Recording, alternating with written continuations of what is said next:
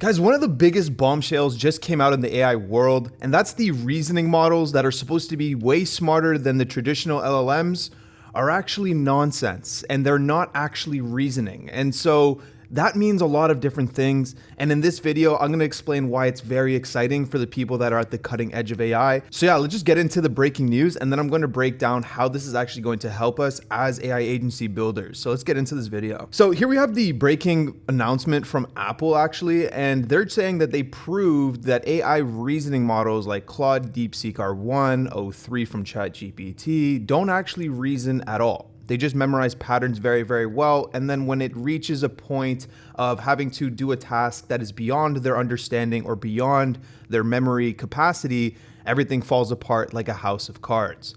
And so what this means, and the creator of this post, Ruben, is talking about this as well, is that we're nowhere near as close to AGI as the hype suggests. So in this abstract, what they're basically doing is they're giving these AI models puzzles that they've never been trained on before, and when it reaches a point where it has to do this internal reasoning trace, it says here that the frontier large reasoning models face a complete accuracy collapse beyond certain complexities. On top of that, it explains that there's a counterintuitive scaling limit, meaning the reasoning effort increases with problem complexity up to a point, but then declines despite having an adequate amount of token budget, or in simpler words, having enough computer power to actually do the job, and it still is not able to do the job because it has to reason on something that it wasn't trained on, meaning these things are not actually thinking or not actually reasoning. They are just using pattern recognition in a way.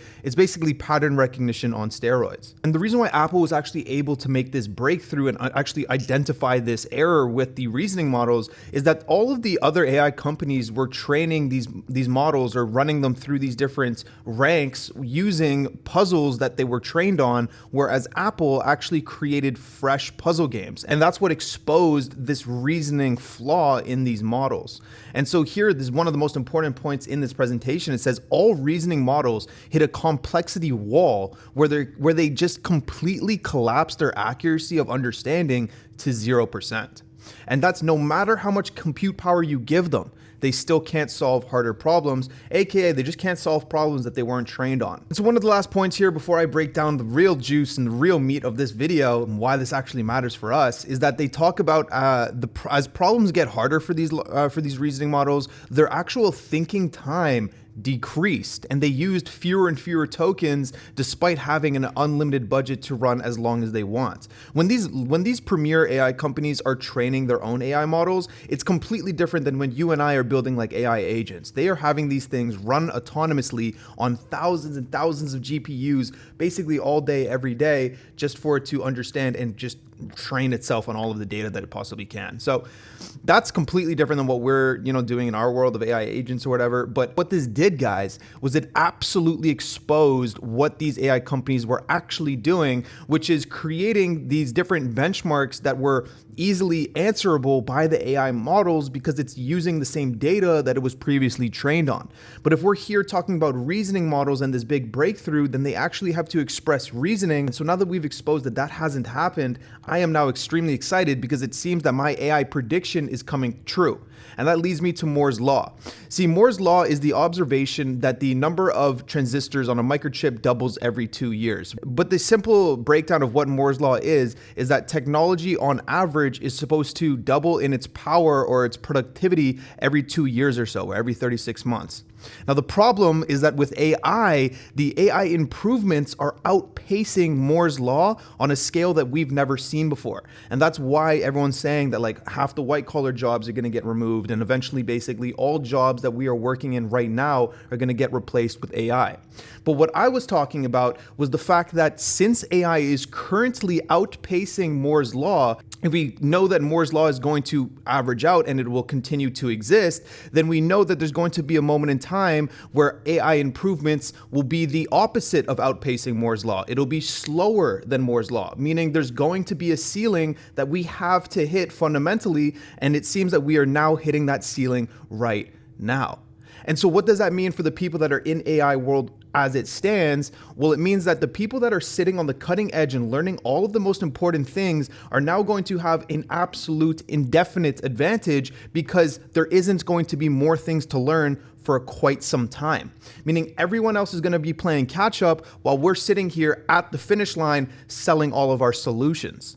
And so this is so freaking exciting because I've been trying so hard to just keep up with everything that's going on. And now it feels like not only are we ready for what's next, but no one else is because they weren't considering this one fact of Moore's law. So let's quickly just talk about where I think AI needs to expand into for us to get through these different scaling issues. And so we definitely need a completely new framework. So we have large language models, we have large reasoning models, but there's probably going to have to be something else that gets created. So that's the first point. Now, the second point here, guys, is that they're talking about actually having enough power to create these solutions, but the reasoning models themselves fall apart like a house of cards. And so we previously thought that the compute power would be the limitation, but as it stands right now, it's actually the way that these models have been designed is the limitation. So here's a really good example that it basically exposed the entire, scene right now of AI. And that's the models, they could handle 100+ moves of a complex puzzle game called Tower of Hanoi. But then when they were introduced a game called River Crossing, they couldn't make more than 4 moves before completely falling apart. And that's simply just because they memorized the Tower of Hanoi solutions during training, but they can't actually reason through the river crossing game because it's never seen it before. And so how would it even know what to do? And this is where that reinforcement training comes in, right? So when an AI model doesn't know anything, you have to then put it in like a little playground scenario where it could just continuously try and try and try, and then it'll actually learn that thing. And so for river crossing, for example, it's not that it can't learn the thing, it's that since it doesn't know the thing, it can't learn it from scratch. And so it has to do a trial and error 1,000 times, 10,000 times. And you've guys seen these simulations of AI learns to play soccer, for example. So I'll show you what that is. And so this example here with these robots is a example of deep reinforcement learning where the AI model is instructed a goal to actually accomplish. And this goal here, I guess, is kicking the soccer ball into the net. And it's just going to just try and do that as much as possible. And through the trial and errors of doing that, it'll actually understand how to kick this ball into the soccer net better and better and better. And this is how it would become, a really good soccer playing AI model, right? But let's say that the AI model wasn't instructed these instructions, it wasn't given it wasn't given this list of instructions to actually go out and execute. How would it even know to become good at soccer? How would it even know what the sport of soccer is? And that is where real intelligence would lie. For it to know what questions to ask, to know what queries to ask the internet. And the fact that we're very far away from that means that if you're building with AI right now, we're probably looking at a good 4 to 5 years before anything actually becomes so disruptive that we get our jobs replaced as well. And so, yeah, guys, keep Moore's law in the back of your mind because what just came out from Apple exposed the reasoning models. And I've been keeping this in the back of my mind for the longest period of time. And that's why I'm making this video today, because this officially validated my concept and my theory about the Moore's law versus the AI improvement, and the fact that AI improvement over the past 24 to 48 months has been rapidly accelerating faster than Moore's law. But now we've seemed to have hit the ceiling to have even the playing field over the next couple of years. And so everyone's going to be trying to learn to get to the understanding level that we're at. And so we just got to continue to, take advantage of this and close massive deals with people that, can't create the same offers that we can because we understand more than they do. And so, yeah, guys, this is very exciting times. And shout out to Apple for the first time in God knows how long for actually doing something for the tech community. So it's your boy Kev. See you guys on the next one.